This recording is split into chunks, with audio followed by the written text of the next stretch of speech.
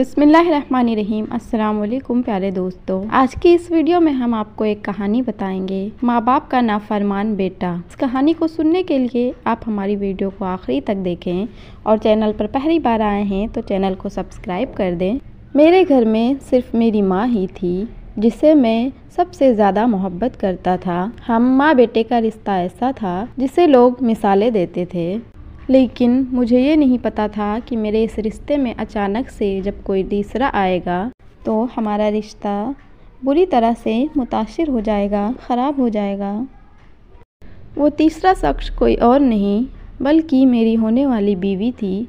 वो मेरे साथ कॉलेज में पढ़ती थी, वहीं से वो मुझे अच्छी लगने लगी और फिर जब कॉलेज ख़त्म हुआ तो मेरी नौकरी लग गई। तो मैंने अम्मी से कहा कि अम्मी, उसके घर आप रिश्ता लेकर जाएं, मैं उस लड़की से शादी करना चाहता हूँ।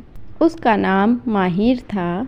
मैं बहुत खुश था कि मैंने वक्त पर ही सब कुछ कर लिया, यानी कि मैंने अपनी पढ़ाई मुकम्मल कर ली, मेरी नौकरी भी लग गई और अब अपनी पसंद की लड़की के घर रिश्ता भेज रहा था। जब अम्मी से कहा कि रिश्ता ले जाएं तो उन्होंने कहा कि बेटा, मैंने तो तुम्हारे लिए अपनी बहन की लड़की मोमिना को पसंद कर रखा था। मुझे मोमिना बिल्कुल नहीं अच्छी लगती थी।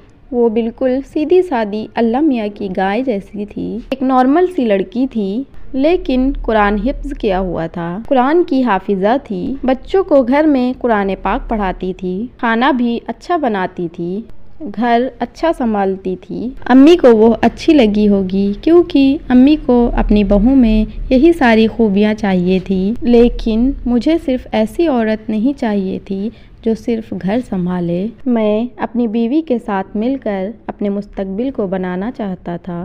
मैं चाहता था कि हम दोनों मिलकर काम करें, वो हमें कारोबारी मशवरे दे सके और हम दोनों मिलकर अपनी ज़िंदगी को आगे लेकर जाएं। ऐसी औरत नहीं चाहिए थी जो सिर्फ घर को ही संभाल सके। इसीलिए मैंने अम्मी से बहुत ही प्यार और एहतराम से कहा कि अम्मी जान, मुझे मोमिना बिल्कुल भी पसंद नहीं है, मोमिना मुझे नहीं अच्छी लगती, इसमें मुझे अपनी होने वाली बीवी दिखाई नहीं देती। आप माहिर के घर रिश्ता लेकर जाएं, मैं उसी से शादी करना चाहता हूँ। अम्मी को ये बात बहुत बुरी लगी, लेकिन वो तो माँ थीं। उन्होंने कहा कि जो तेरी खुशी है वही मेरी खुशी है बेटा, तू फिक्र नहीं कर, हम जल्द ही वहाँ रिश्ता लेकर जाएंगे। कहते हैं कि कुछ लोग अपनी शक्ल से ही पहचाने जाते हैं। जैसे इंसान की नीयत होती है, हरकतें होती हैं, वैसे ही वो पहचाना जाता है। कभी कभी हम किसी को देखते ही कह देते हैं कि ये तो बहुत चालाक लग रहा है, जबकि हम उसको पहली दफ़ा मिल रहे होते हैं। शायद हमारी शख्सियत का अक्स हमारे चेहरों पर नज़र आता है। कुछ लोग शक्ल से बहुत मासूम लगते हैं और वाकई मासूम होते भी हैं, लेकिन कुछ लोग ऐसे भी होते हैं जो शक्ल से मासूम लगते हैं लेकिन मासूम होते नहीं हैं। इसीलिए किसी को शक्ल से जज करने के लिए आपको बहुत तजुर्बा चाहिए, जो कि मेरी माँ के पास था। जब उन्होंने माहिर को देखा तो वो पहली नज़र में ही समझ गई कि ये आम लड़की नहीं है, ये एक ज़िद्दी लड़की है जो अपने माँ बाप को भी नहीं मानती, अपने माँ बाप का भी अदब नहीं करती। वो जब पास आकर बैठी तो उसकी माँ से एक गलती हो गई। उन्होंने उसके दुपट्टे पर गलती से पाँव रख दिया तो उसका दुपट्टा सर से उतर गया और थोड़ा सा फट भी गया। उसने अपनी माँ से कहा कि अम्मी ज़रा देख कर चला करें, क्या हो गया आपको? वो अचानक से गुस्से से बोली। मैंने उसकी तरफ देखा, मेरा मतलब था कि ज़रा रिलैक्स हो जाओ। वो खामोश हो गई क्योंकि हम दोनों तो पहले से ही एक दूसरे को जानते थे। मेरी माँ ने शायद उसकी इसी बात के वजह से उसको जज कर लिया और वापस आकर कहा कि मैं उसके साथ तेरी शादी नहीं करवाना चाहती। जो लड़की सबके सामने अपनी माँ की इज्जत नहीं करेगी, वो कल को तेरे साथ क्या करेगी और मेरे साथ क्या करेगी। लेकिन मुझे अब गुस्सा आ गया क्योंकि बात मेरी होने वाली बीवी की थी।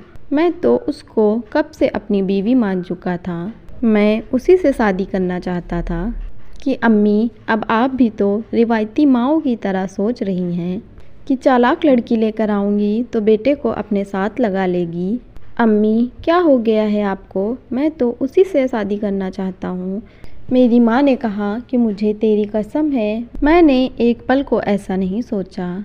यहाँ पर बात सिर्फ मेरी अपनी नहीं है, माँ कभी खुदगर्ज नहीं होती। बात तो तेरी है, वो कल को तुझे जलील करेगी, तंग करेगी, फिर तुझे टेंशन में देखकर मुझे भी मसला होगा ना। मैंने कहा अम्मी यूँ किसी को पहले से जज नहीं करना चाहिए, हमें क्या पता कि कौन कैसा है। आप बस मेरा रिश्ता उसी से करवा दें, उन लोगों को कोई मसला नहीं है। बस अम्मी जान आपकी हाँ का सवाल है, बस आप हाँ कर दें।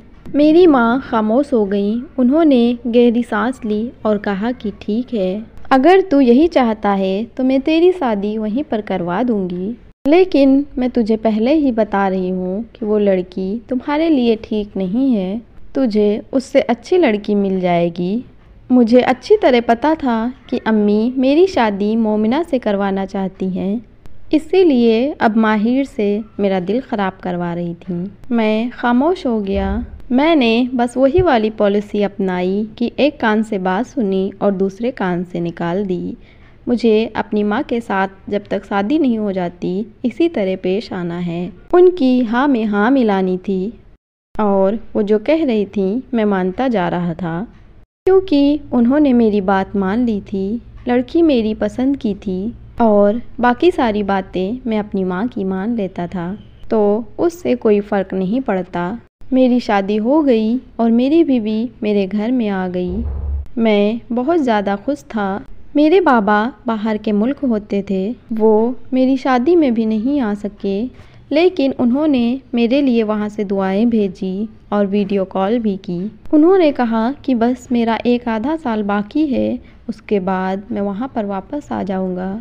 मैंने कहा कि अच्छी बात है, क्योंकि अब मैं शादी के बाद अपनी बीवी के साथ मसरूफ़ रहने वाला था, तो मेरी माँ को अकेलापन महसूस होना था। लेकिन एक साल का वक्त था, उसके बाद सब कुछ नॉर्मल हो जाता। माहिर ने पहले दिन ही घर में तमाशा डाल दिया। मुझे इस बात की तवक्को बिल्कुल ना थी। सुबह हुई तो उसने कहा कि ये क्या नाश्ता बना कर रखा है, मैं ऐसे नाश्ते नहीं खाती, अगर मैं ऐसे नाश्ते खाने लगी तो मैं मोटी हो जाऊंगी, मेरे लिए कोई हल्का फुल्का नाश्ता ला दो। मैं बाहर जाकर उसके लिए ब्रेड और जैम ले आया और मैंने उससे प्यार से एक बात समझाई। मैंने कहा कि देखो, दो तरीके होते हैं, एक ये कि खाना बना है उसको खा लीजिए, और दूसरा ये कि ये खाना पड़ा है इसको ठूस लो। तुम पहली बात ऐसे करती हो जैसे कि आखिरी बात कर रही हो, ज़रा प्यार से बोला करो। तुम आराम से कहोगी तब भी मैं तुम्हारी बात मान लूँगा। मैंने उसे बहुत प्यार से समझाया था। मर्द का यही तरीका होता है कि वो अपनी औरत को प्यार से समझाया करे। अगर औरत समझने वाली हो तो वो समझ जाती है, अगर छोटे दिमाग वाली हो तो वो इस बात को भी तनकीद करती है। मैंने उसे मिसाल देकर समझाया, लेकिन मेरा उसके साथ झगड़ा हो गया। अब मेरा भी मूड ख़राब हो गया। मुझे तो मेरी माँ की बातें पहले दिन ही सच लगने लगी थी, लेकिन जब शाम हुई तो मेरी बीवी ने मुझे खुद ही मना लिया और मेरे साथ उसने बहुत अच्छा वक्त गुजारा। हमने अपनी शादी के शुरू के दिन बहुत एंजॉय किया, लेकिन धीरे धीरे जब वक्त गुजरने लगा तो मेरी बीवी ने कहा कि हम ये घर छोड़ देते हैं। ये घर बहुत पुराना हो गया है। घर तो वाकई बहुत पुराना था, लेकिन बहुत मज़बूत था। उस ज़माने का घर बना हुआ था जब बहुत मजबूती से घर बनाया जाता था। ये घर पुराने तरीके से बना था, ऊंचे ऊंचे छत और लाल कलर की फर्श और नीले शीशों से सजी हुई खिड़कियाँ। उसने कहा कि मुझे इस तरह के घर में नहीं रहना, मुझे ऐसे घर में रहना है जहाँ हैंडल वाले दरवाजे हों, टाइल्स वाला बाथरूम हो। उसने मेरे दिमाग में ये बात डाल दी कि हमें घर बदल लेना चाहिए। मैंने अपनी माँ से बात की तो उन्होंने कहा कि बेटा, ये घर बहुत अच्छा है और बहुत मज़बूत है, इसमें तो 200-300 साल तक रह लेंगे, तो ये टूटेगा नहीं। तुम्हारे बाबा के बाबा ने ये घर बनवाया था, एक एक ईंट उन्होंने अपनी निगरानी में रखवाई थी और इसकी बुनियादें इतनी मजबूत हैं जैसे कि किसी पुल को बनवाने में उससे पहले उसकी बुनियादें बनवाई जाती हैं। मैंने कहा अम्मी, घर पुराना भी तो हो गया है और आजकल ऐसे घरों में कौन रहता है। गुस्ल खाना अलग बना हुआ है, बाथरूम अलग बना हुआ है, इतना बड़ा किचन है, इतने बड़े किचन की तो ज़रूरत भी नहीं होती। और ये खुले खुले ग्राउंड, इनका हमें क्या करना है। यहाँ पर इंसान क्या कर लेगा। इससे अच्छा कि कमरे बड़े बड़े हों। बस मैं कोई और घर देख लेता हूँ और इस घर को बेचने के बारे में सोचता हूँ। मैंने अपने वालिद साहब से बात कर ली। उन्होंने कहा कि बेटा, हमारे बाद सब कुछ तुम्हारा ही है, लेकिन तुम्हारी माँ की इस घर के साथ यादें जुड़ी हुई हैं, थोड़ा सा इस बारे में सोचो। मैंने कहा कि बाबा, नया घर होगा तो नए घर में यादें जुड़ जाएंगी। मेरे बाबा ने मुझे इजाज़त दे दी, लेकिन मेरी माँ ने मुझे रोका। मैंने उनकी बात नहीं मानी। पर जो घर हमने पसंद किया और मेरी बीवी को भी पसंद आ गया, वो घर बहुत ज़्यादा महंगा था।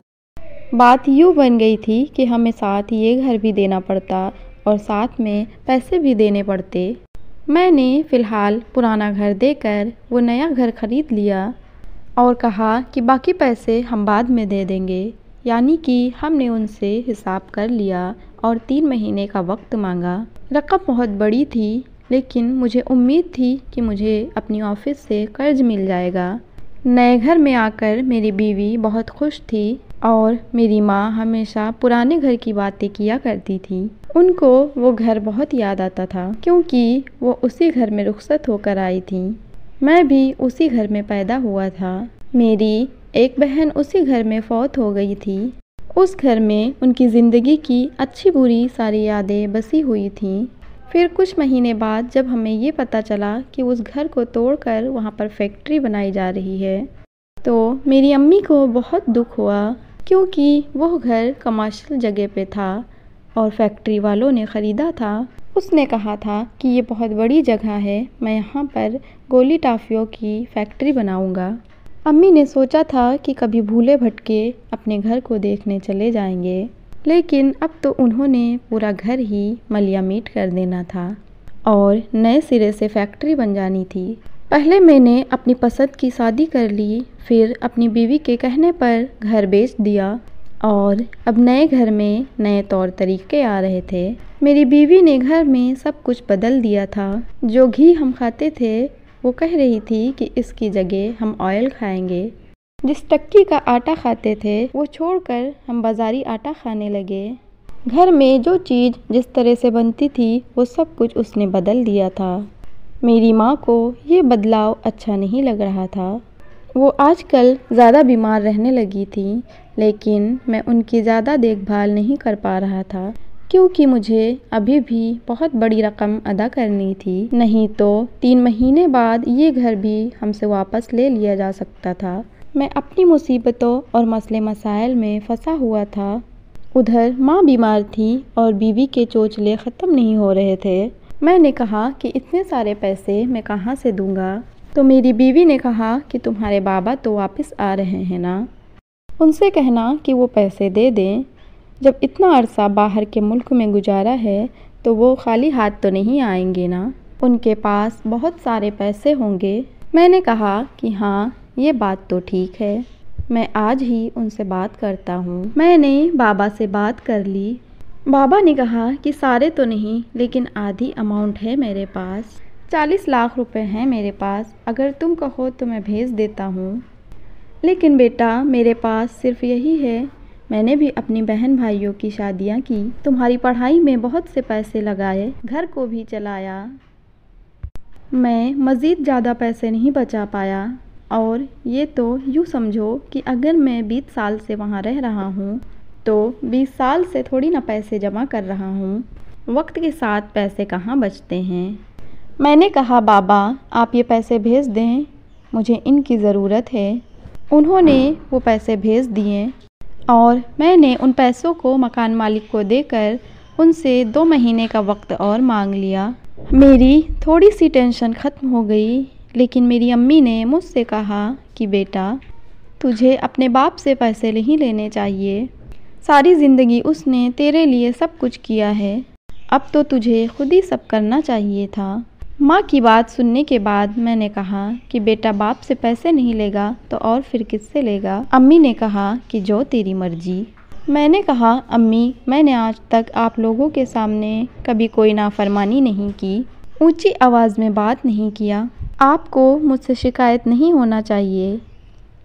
मेरी माँ खामोश हो गई। उसने कहा कि तू ठीक कह रहा है, लेकिन एक आखिरी ख्वाहिश है, उसके ऊपर थोड़ा सा सोच ले। मैंने कहा कि कौन सी ख्वाहिश? तो मेरी माँ कहने लगी कि तेरी औलाद की शक्ल देखना चाहती हूँ। आजकल बीमार थी तो जज्बाती हो रही थी। मैंने कहा कि ये तो मेरी भी ख्वाहिश है, आप फ़िक्र नहीं करें, जल्दी आपको खुशखबरी सुना देंगे।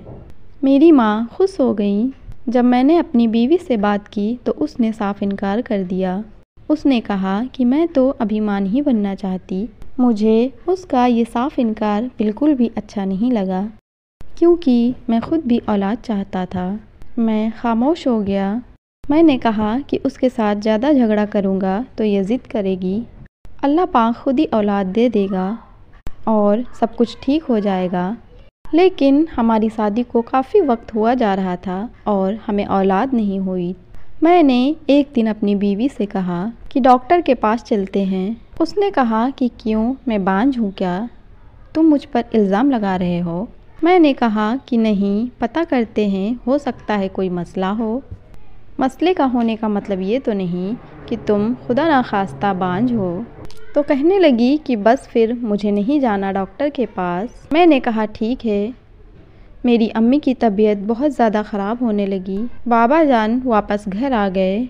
बाबा ने आना तो बाद में था, लेकिन अम्मी की बीमारी को सुनकर जल्दी वापस आ गए। अब वो अम्मी के पास ही रहते थे, लेकिन अम्मी की तबीयत फिर भी संभल नहीं रही थी। उधर मेरी माँ को मेरी औलाद की सोच थी। फिर एक दिन ऐसा हुआ कि मेरे बाबा अचानक से इस दुनिया से चले गए। मैंने बहुत से लोगों की कहानी सुनी थी कि सारी ज़िंदगी बाहर गुजार कर आते हैं और वापस आते ही उनकी ज़िंदगी तमाम हो जाती है। मेरे बाबा के साथ भी यही सब हुआ था। पता नहीं क्या हुआ था। जब डॉक्टर ने चेकअप किया तो उन्होंने कहा कि इनका दिल ज़रूरत से ज़्यादा बड़ा हो गया था, इसीलिए इनकी मौत अचानक हो गई है। अम्मी बहुत दुख में थी और मैं भी। बाबा इस दुनिया से जा चुके थे और साथ ही मुझे ये पता चला कि मकान मालिक ने बकाया पैसों का मुतालबा किया है। वो कहता है कि मेरे पैसे बस मुझे दे दें, क्योंकि मैं बाहर के मुल्क जा रहा हूँ और मेरे पास पैसे नहीं थे। मैंने उससे कहा कि अभी अभी मेरे वालिद साहब फौत हुए हैं। उसने कहा कि पैसों से तुम्हारे वालिद साहब का क्या ताल्लुक़, वो तो चले गए। आपने मेरे साथ एग्रीमेंट किया है, अभी आपको मुझे 40 लाख रुपए देने हैं। मेरे पास 40 लाख तो क्या, उस वक्त मेरे पास 2 लाख भी नहीं थे। बीवी से कहा कि अपना जेवर दे दें, बाद में नया बनवा दूंगा। उसका जेवर 20 लाख का तो बनता ही था और हम ही ने बनवाया था। उसमें से कुछ जेवर मेरी अम्मी का भी था। उसने जेवर मुझे नहीं दिए। मेरा उसके साथ झगड़ा हो गया। मैंने कहा कि मेरी मुसीबत में तुम मेरा साथ नहीं दोगी तो कौन देगा।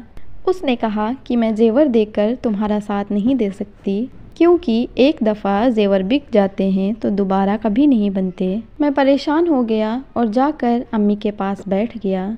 मेरी माँ ने कहा कि क्यों परेशान है बेटा? मैंने कहा कि अम्मी, परसों उसको पैसे देने हैं। 1 महीना तो ऐसे गुजर गया, पता ही नहीं चला, और मेरे पास 1 रुपये भी नहीं है। मेरी अम्मी के कानों में और हाथों में सोने के कंगन और कांटे थे। उन्होंने कहा कि बेटा ये ले लें, शायद तुम्हारे कुछ काम आ जाए। मैंने कहा कि अम्मी, इससे काम नहीं बनेगा। मेरी अम्मी ने कहा कि बेटा, मैंने तुझे मना किया था कि इस औरत से शादी ना कर, इसने तुझे इतनी बड़ी मुसीबत में डाल दिया। हम उसी घर में बैठे रहते तो हमारा क्या जाता। मैंने कहा अम्मी, आप अपनी नफ़रत ना निकालें, बहू तो सास को हमेशा बुरी ही लगती है। वो घर कौन सा इतना अच्छा था। मेरी अम्मी ने कहा कि बेटा तू बहुत अच्छा है, तूने कभी हमारे साथ नाफरमानी नहीं की। लेकिन नाफरमानी के अलावा तूने जो फ़ैसले किए हैं उस फ़ैसले ने हमें कहीं का नहीं छोड़ा। मैं अपने उसी घर में मरना चाहती थी, लेकिन तेरी बीवी ने मेरी ज़िंदगी को अज़ाब कर दिया और अब मेरे बाद तेरी बारी होगी, वो तुझे भी चैन नहीं लेने देगी। मैंने पहले ही दिन कहा था कि ये औरत तेरे लिए ठीक नहीं है। मैंने अम्मी को कहा कि मैं आपके पास आकर बैठ गया तो आपने तो मेरा बचा कुचा दिमाग ही खा लिया।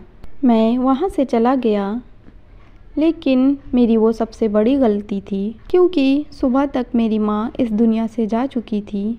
वो काफ़ी महीनों से बीमार थीं और फिर बाबा के जाने के दुख को उन्होंने अपने दिल पर ले लिया था। मुझे बहुत अफसोस हुआ, क्योंकि मैंने आखिरी वक्त भी अपनी माँ के साथ बदतमीज़ी की। मेरा मकान मालिक के साथ झगड़ा हो गया। 1-2 महीने के बाद उसने हमसे वो घर ले लिया और हम किराए के मकान में रहने लगे। मेरा कारोबार भी अच्छा नहीं जा रहा था। हम लोग किराए के घर में आ चुके थे।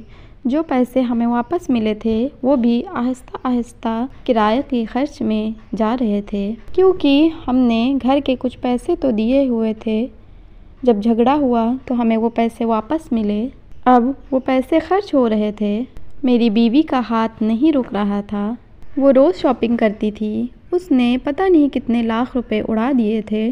और फिर एक दिन उसके पर्स से मुझे एक ऐसी चीज़ मिली जिसे देखकर मुझे अंदाज़ा हो गया कि मेरी माँ ने ठीक कहा था कि ये औरत मुझे बर्बाद कर देगी। और वो एक रिपोर्ट थी जिसके मुताबिक मेरी बीवी ने अपना बच्चा ज़ाया करवा दिया था। जब मैंने उससे बात की तो उसे बहुत गुस्सा आ गया। उसने कहा कि 1 बार नहीं 3 बार ऐसा कर चुकी हूँ, कर लो तुम्हें जो करना है। मुझे उस वक्त बहुत गुस्सा आया। मैंने कहा कि तुमने मेरे बच्चों को जान से मार डाला। माँ नहीं बनना चाहती थी तो मुझे बता देती, लेकिन यह गुनाह क्यों किया तुमने? आज मेरे 3 बच्चे होते। उसने कहा कि 3 बच्चे होते और मैं बुरी तरह से ख़राब हो चुकी होती। मैं अपने आप को तुम्हारे बच्चों के लिए ख़राब नहीं करूँगी। मैंने कहा कि तुम तो वाकई बसाने के काबिल नहीं थी। ना तो तुम अच्छी बीवी हो, ना ही अच्छी औरत हो, और अच्छी माँ तो तुम बन ही नहीं सकती। वो मुझसे नाराज़ होकर चली गई। मुझे लगा कि वो वापस आ जाएगी, लेकिन उसने मुझ पर खुला का केस कर दिया। मेरी ज़िंदगी के गलत फ़ैसले ने मेरा सब कुछ ख़त्म कर दिया। मुझे वो वक्त भी याद आता है जब मैं अपने घर में सुकून से रहता था। मेरी माँ मेरे लिए अच्छे अच्छे खाने बनाती थी। मैं अपनी हर बात अपनी माँ से करता था। मेरे बाबा भी मेरा साथ देते थे, लेकिन अब तो मेरा बाप भी इस दुनिया में ना रहा। मेरी माँ भी मुझसे नाराज़ होकर इस दुनिया से चली गई। और मेरी बीवी ने मेरे साथ क्या किया। जब हम कहते हैं कि बड़ों को क्या पता, उन्होंने तो अपनी ज़िंदगी गुजार ली और अब हमारी ज़िंदगी के फ़ैसले करने चले हैं, तो ये हमारी बहुत बड़ी गलती होती है। क्योंकि तजुर्बा बोलता है, बड़ों को पता होता है कि कौन सा शख्स कैसा है और कितनी देर तक आपका साथ निभाएगा। मेरी माँ ने जब मेरी बीवी को देखकर कहा था कि औरत ठीक नहीं है, तो उन्होंने ठीक कहा था, लेकिन उस वक्त मेरी अकल पे पर्दा पड़ गया था। मैं अपनी माँ के लिए दुआ करता हूँ, अल्लाह उनके दर्जात बुलंद फरमाए और मुझे माफ़ कर दे, मेरी ज़िंदगी से आजमाइश को ख़त्म कर दे। अब मैं बहुत थक गया हूँ। प्यारे दोस्तों, उम्मीद है कि आपको ये सबक आमोज़ कहानी पसंद आई होगी। अल्लाह पाक हम सबको हिदायत दे, हम सबको माँ बाप का फर्माबरदार बनाए। वीडियो पसंद आई तो लाइक करें, चैनल को सब्सक्राइब करें। अल्लाह हाफिज़।